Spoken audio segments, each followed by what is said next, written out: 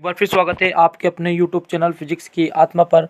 और आज हम बात करने वाले हैं जो कक्षा 11वीं अर्धवार्षिक परीक्षा जो हुई है आपकी 2024-25 का जो पेपर था उसका सटीक 100% सॉल्यूशन इस वीडियो में आपको मिलने वाला है। तो आप बने रहिए वीडियो के अंत तक ताकि आप बिल्कुल सटीक आंसर आपको यहाँ से मिल पाए। और आपको पता ही होगा कि हम हर एक पेपर के आपको सॉल्यूशन उपलब्ध करवा रहे हैं। तो आप यदि कक्षा 11वीं या 12वीं या 9वीं से 12वीं में जिसमें भी यहाँ पे हैं और आपको सॉल्यूशन चाहिए तो आप हमारे चैनल पर एक बार विजिट करके देख सकते हैं। आपको हर एक पेपर का यहाँ पर सॉल्यूशन मिल जाएगा। तो आइए हम चलते हैं क्वेश्चन नंबर पहले की तरफ। तो क्या क्या यहाँ पर पेपर में आया था और आपने क्या क्या आपके आंसर दिए थे, तो आप अपने आंसर यहाँ पे मिला सकते हैं। तो चलो शुरुआत करते हैं सही विकल्प से। तो सही विकल्प में पहले आया था कि किस कवि को कविता का गांधी कहा गया है। तो सबको पता है भवानी प्रसाद मिश्र जो होते हैं इसको कविता का गांधी कहा गया है। और बेटा ये ध्यान रखना है कि ये जो क्वेश्चन मैं आपको आंसर दे रहा हूँ तो आप आंसर मिलाएं, ताकि हो सकता है जो नेक्स्ट एग्ज़ाम आपकी होगी वार्षिक एग्ज़ाम उसमें ये क्वेश्चन यदि वहाँ पे मिलता है तो आप उसको सटीक तरीके से करके आएँ। ओके, फिर अगला क्वेश्चन है आपका, नीर भरे नित प्रीति रहे ताऊ न प्यास बुझाए, पंक्ति में कौन सा अलंकार है। तो ये आपको याद होना चाहिए, यहाँ पे विशेष ठीक है विशेषोक्ति अलंकार इसमें होता है। फिर आपका क्वेश्चन नंबर थर्ड देखिए। क्वेश्चन नंबर जो थर्ड था, अमृत राय किस प्रसिद्ध गद्य लेखक के पुत्र हैं। अमृत राय किस प्रसिद्ध गद्य लेखक के पुत्र हैं। तो थर्ड में जो आपका आंसर था वो था प्रेमचंद। क्या था? प्रेमचंद। ओके, अगले क्वेश्चन की तरफ हम बढ़ते हैं। तो अगला जो क्वेश्चन है आपका क्वेश्चन नंबर फोर है, निम्नलिखित में से किसका विज्ञान संबंधित तकनीकी शब्द है। विज्ञान संबंधित तकनीकी शब्द जो होता है वो बेटा नाभिक है। फिर अगला है सीधे सीधे बरसात से मिलने वाला पानी क्या कहलाता है। तो जो सीधे सीधे बरसात से पानी मिलता है उसको पालर पानी हम कहते हैं। ये पिछले ईयर भी आया हुआ क्वेश्चन है, बहुत बार अक्सर पूछा जाता है। क्वेश्चन नंबर 6 की तरफ चलते हैं। तो क्वेश्चन नंबर जो 6 आपका है, भारत में पहला छपने वाला अखबार था। तो भारत में जो पहला अखबार छपा था उसको बोलते उद्दंड मार्तंड। ये क्वेश्चन आपको ध्यान रखना है क्योंकि ये क्वेश्चन बहुत बार आया हुआ है, इस बार भी पेपर में आपको देखने को मिला है। और हो सकता है कि नेक्स्ट जो एग्ज़ाम होगी आपकी उसमें भी ये पेपर में आपको मिलेगा। इसके बाद बात करते हैं रिक्त स्थान की। तो रिक्त स्थान में काव्य में पचमेल खिचड़ी भाषा के काव्य से मिलती है। तो ये जो है कि कबीरदास जी के जो काव्य थे उससे मिलती है। फिर एक काव्य के प्रमुख भेद महाकाव्य खंड काव्य है।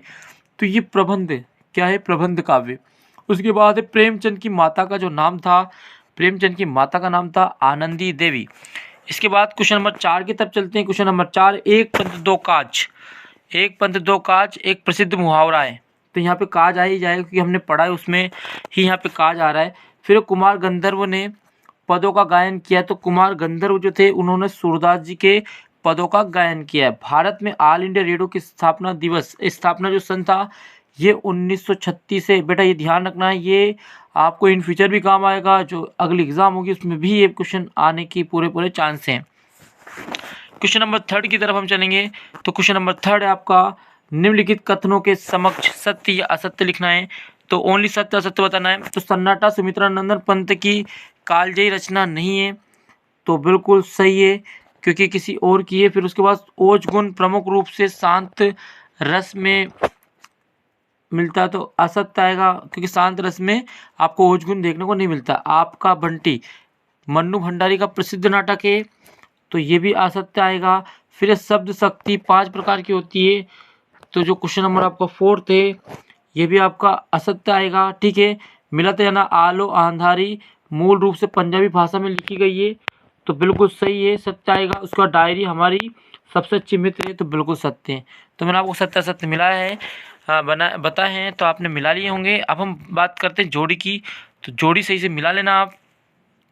क्वेश्चन नंबर आपका 4, मीराबाई। तो मीराबाई जो थी, तो मैं यहाँ पे बताता हूँ, ये मीराबाई में डायरेक्टली आपको लगाना है कृष्ण भक्ति। क्या लगाना है? कृष्ण भक्ति लगाना है। फिर अगला है आपका लहर तारा। तो लहर तारा जो रचना थी ये कबीरदास की है, दूसरे में आएगा आपका कबीरदास। फिर रश्मि रथी में आपका कौन आएगा? रामधारी सिंह दिनकर, ध्यान रखना। फिर एक कृष्णचंद्र। तो कृष्णचंद्र का संबंध पूरा जामुन का पेड़ से है। सही से मिला लेना आप। शब्द युग्म होते हैं तो 6 प्रकार के होते हैं। राजस्थान की रजत बूंदे। राजस्थान की रजत बूंदें, ये आपका अनुपम मिश्र इसका आंसर आएगा। उसके बाद है आपका संचार प्रक्रिया की शुरुआत, तो ये क्या रहेगा आपका, तो स्रोत या संचरक। तो आई होप आपने जोड़ी को अच्छे से किया होगा पेपर में, बहुत अच्छी जोड़ी आपको देखने को मिली थी। अब बात होगी एक वाक्य वाले प्रश्न उत्तर की। बात करते हैं हम, तो एक वाक्य वाले देख लीजिए क्या क्या, क्योंकि एक वाक्य में बच्चों को प्रॉब्लम सबसे ज़्यादा आती है। क्वेश्चन है, मीराबाई अपने अंतिम दिनों में कहाँ चली गई थी। तो मीराबाई जो चली गई थी वो द्वारिका चली गई थी। कहाँ चली गई थी, द्वारिका, याद रखना। वात्सल्य रस को 10वें रस के रूप में स्थापित करने वाले कवि का नाम को क्या था, तो सूरदास। सूरदास जी ने ही वात्सल्य को 10वां रस का स्थान दिलवाया था। प्रेमचंद ने धनपत राय के नाम से कौन सा कहानी संग्रह लिखा है, तो ये सोजे वतन, याद रखना इसको, सोजे वतन नाम का संग्रह लिखा है, सोजे वतन। आपको सही करके आना था पेपर में। उसके बाद है भारत मित्र के संपादक का जो नाम था, तो ये था बाल मुकुंद गुप्ता। इसमें क्या आएगा बेटा, बाल मुकुंद गुप्ता। आप कर लेना, बाल मुकुंद गुप्ता मैंने बोला है, वो ध्यान रखना। तत्सम शब्द किसे कहते हैं, तो मैं इसकी परिभाषा बोल देता हूँ कि इसमें ध्यान रखना कि संस्कृत के मूल शब्द जो हिंदी में बिना किसी परिवर्तन के प्रयोग होते हैं उसी को हम क्या बोलते हैं, तत्सम शब्द। एक बार और रिपीट कर देता हूँ, संस्कृत के मूल शब्द जो हिंदी में बिना किसी परिवर्तन के प्रयोग होते हैं उन्हीं को हम क्या बोलेंगे, तत्सम शब्द। फिर है, कुएं की खुदाई के लिए किस औजार का प्रयोग किया जाता है, तो इसमें याद रखना बसोली। क्या आता है, बसोली, बसोली याद रखना। बीट क्या है, तो बीट को सुन लेना आप एक बार। पत्रकारों को रुचि और ज्ञान के आधार पर जो क्षेत्र दिया जाता है उसे बीट कहते हैं। ठीक है, तो ये हमने आपको बता दिया है। इसके बाद बात करते हैं कौन कौन से क्वेश्चन देखने को आपको मिले थे, जो हमने पहले ही आपको बता दिए थे। जो संभावित पेपर थे हमने उपलब्ध करवाए थे। छायावाद के 2 कवियों के नाम आया था, उनकी एक रचना है। तो बोर्ड एग्जाम के हिसाब से जो मेन एग्जाम हो गया आपकी फाइनल एग्जाम कक्षा 11वीं की, उसमें भी ये मिलने वाले हैं। प्रगतिवाद की विशेषता आई थी। कबीरदास जी के अनुसार मानव शरीर का निर्माण किन पंचतत्वों से हुआ है। मीराबाई जगत को देखकर क्यों रोती है।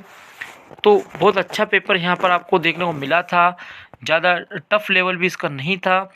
और हाँ बच्चों, यदि आपने चैनल को अभी तक सब्सक्राइब नहीं किया है तो आप सब्सक्राइब कर लें, ताकि आपको जितने भी जो उपयोगी वीडियो है वो आपको मिलेंगे। आपको पता होगा हम कोई भी फालतू वीडियो आपको अपलोड नहीं करवाते, जो केवल काम के वीडियो होते हैं वही वीडियो आपको चैनल पर देखने को मिलते हैं, ताकि आपकी अच्छी से अच्छी हेल्प हो सके।